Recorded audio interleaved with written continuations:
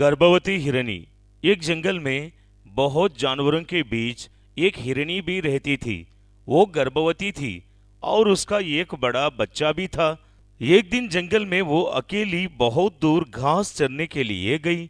हिरनी दौड़ते हुए घने जंगल की तरफ दौड़ी। आगे चलकर उसे एक जगह सुंदर हरी हरी घास दिखाई दी। वो बहुत ही खुश होकर चरने लगी। वो बीच बीच में चारों तरफ देखने लगी। उसके पेट में रहा बच्चा भी उधर इधर ढल रहा था, मानो कुछ बोल रहा था। हिरनी ने अपनी पेट के बच्चे से बात करना शुरू कर दी। मेरा बच्चा, मेरा बच्चा, जानती हूँ तुम्हें भूख लगी होगी, इसीलिए उछल रहे हो। अरे रुको रुको, रुक जाओ, मैं तुम्हें खाना खिलाऊंगी, इसीलिए तुम्हें उछल रहे हो। आहा, धीरज रखो, मैं तुम्हें मीठे बेर भी खिलाऊंगी और कई प्रकार के फल का स्वाद भी चखा दूंगी।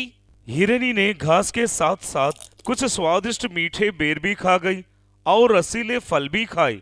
उसे बड़ा मजा आ रहा था और साथ साथ उसे अपने बड़े बच्चे की भी याद आ रही थी। जंगल के खतरे की आवाज से ही वो उसे अपने साथ नहीं लेकर आई थी।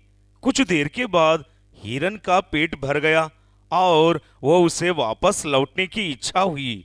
इतने में अचानक उसके सामने एक शिकारी आ गया। शिकारी के हाथ में धनुष बाण देखकर हिरनी का कलेजा डर गया।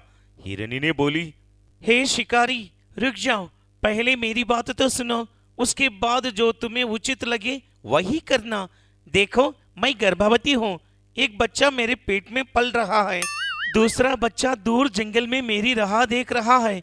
मेरे बच्चों पे दया करो, तुम्हारे भी बच्चे होंगे, तुम भी उनसे बहुत प्यार करते होंगे जितना मैं अपने बच्चों से करती हूँ। मुझे मारोगे तो मेरे साथ मेरी हस्बैंड बच्चे की भी मरण हो जाएगी और एक बच्चे की सर से अपनी माँ का साया चले जाएगा। हिरनी की बात सुनकर वो शिकारी ने अपनी राय बदल लिया। उसने धनुष पर चढ़ा हुआ बाण हटा लिया। शिकारी बोला, हे हिरनी, तुम्हारी बात सुनकर मेरा दिल भर आया है। अब मैं तुम्हें नहीं मारूंगा। इससे पहले कि मेरे मन बदल जाए, तुम यहां से चले जाओ। हिरनी बोली, शिकारी, आपने मुझे प्राण दान दिया, उस बात के लिए मैं बहुत आभारी हूँ। हिरनी वहां से आगे बढ़ गई। इसके बीच एक दूसरे शिकारी ने रास्ते को रोक लिया। हिरनी बोली, हे शिकारी, मुझ पे दया कीजिए, मेरे बच्चे की खातिर मुझे जाने दीजिए। हिरनी ने उसकी प्राण बचाने की बड़ी प्रार्थना की, लेकिन उस पत्थर शिकारी का हृदय जरा सा भी नहीं पिघला।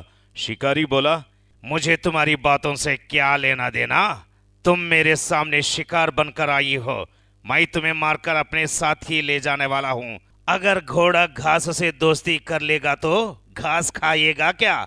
तुम्हें मारकर मेरा और मेरी परिवार का पेट भर जाएगा, इसीलिए तुम्हें मारना ही होगा। हिरनी बोली, ठीक है, यदि तुमने मुझे मारना ही चाहे तो इसीलिए मैं तैयार हूँ कि मुझ पर कृपा करके थोड़ी देर के लिए घर जाने दो। मैं अपनी परिवार से मिलकर आऊंगी, तब तुम मुझे मारकर खा लूंगे।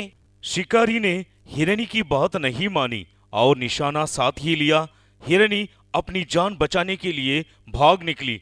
हिरनी को तीर लग गया, लेकिन वो रुकी नहीं, भागती रही। निर्दयी शिकारी ने उसके पीछे भाग रहा था। हिरनी गर्भवती होने के कारण बहुत तेज नहीं भाग पा रही थी। शिकारी ने निशाना साध कर तीर लगाया और तीर शरीर के ऊपर लगा। वो फिर भी भागती चली और काफी आगे तक निकली। शिकारी भी दौड़ता हुआ चला जा रहा था, लेकिन हिरनी उसकी आंखों से ओझल हो गई। शिकारी के सामने अचानक एक शेर आ गया और उसने वो शिकारी पर आक्रमण कर दिया। शेर ने शिकारी की जीवन लीला समाप्त कर दी। हिरनी अपने परिवार के पास पहुंच गई। उसका बच्चा बड़ी बेसब्री से उसका इंतजार कर रहा था। हिरनी का बच्चा बोला, मैं, ये तीर तुमने किसने मारा है? हिरनी बोली, निर्दयी शिकारी ने। बेटा, मुझे बहुत चक्कर आ रहा है। एक बंदर ने झट से आकर तीर निकाल लिया और वहां पर कुछ जंगली लाभदायक जड़ी बूटियां लगाई। हिरनी अपने बच्चे के पास चली आई। हिरनी बोली, बेटा, तुमने कुछ खाया? हिरनी का बच्चा बोला, हाँ हाँ, खाया ना माँ, बहुत कुछ खाया। बंदर मामा के साथ सचमुच बड़ा मजा आया। हिरनी बोली, बंदर भैया, मेरी सखी को बुलाओ, मेरे पेट में बड़ी पीड़ा हो रही है। बंदर ने दूसरी हिरनी को, जो इसकी सखी थी, उसे बुला लिया। वो हिरनी को धीरे से झाड़ के दूसरी तरफ ले गई। हिरनी बोली, सखी, मेरे प्राण अब नहीं बचेंगे। मैं इन बच्चों को जन्म देने वाली हूँ। मेरा तुमसे निवेदन है कि मेरे दोनों बच्चों का हमेशा ख्याल रखना। सखी हिरनी बोली, तुम्हें कुछ नहीं होगा, तुम्हारे बच्चों का मैं पूरा ख्याल रखूंगी, अपनी बच्चों की तरह पालूंगी। हिरनी ने कुछ पलों के बाद एक प्यारी सी बच्चे को जन्म दिया और हमेशा हमेशा के लिए दुनिया को अलविदा कहा। हिरनी की सखी और बंदर दोनों की आंखें नम हो गए। हिरनी का बड़ा बच्चा भी बहुत दुखी हो गया। उसे वैसा लगा कि उसकी माँ दर्द के कारण सो गई है। बहुत सारे जानवर वहां आ गए थे। हिरनी का बड़ा बच्चा फिर से हिरनी माँ के पास पहुंच गया। हिरनी का बड़ा बच्चा बोला, माँ उठो, देखो बहुत सारे काका काकी हमसे मिलने आए हैं। हमारी छोटी गुड़िया को देखने आए हैं। तुम नींद भगाओ माँ। माँ, और इन सबका स्वागत करो। देखो छोटी गुड़िया भूखी है, उसे दूध पिलाना है। माँ, तुम कुछ बोलती क्यों नहीं हो? क्या मेरी किसी गलती से तुम नाराज हो गई हो? बंदर मामा, आपकी माँ को समझाइए ना। बंदर बोला, बेटा, अब उन्हें सोने दो, वो बहुत जाग चुकी थी। तुम यहाँ आ जाओ, देखो तुम्हारी छोटी गुड़िया तुम्हें बुला रही है। हिरनी की सहेली उस छोटी सी बच्ची को दूध पिलाने लगी। बड़े बच्चे को भी अपने पास बुला लिया। अब एक मौसी ने माँ की जगह ले ली थी। दोस्तों, ये बेजुबान प्राणी किसी को हानि नहीं देते। ये तो प्रेम से जीना चाहते हैं।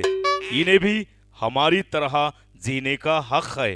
खाने पीने घूमने टहलने का हक है और हमारी तरह खुश रहने का भी हक है।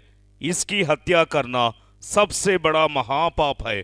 हम सदैव जीवों पर दया करते हुए उन्हें सुरक्षा प्रदान करनी चाहिए।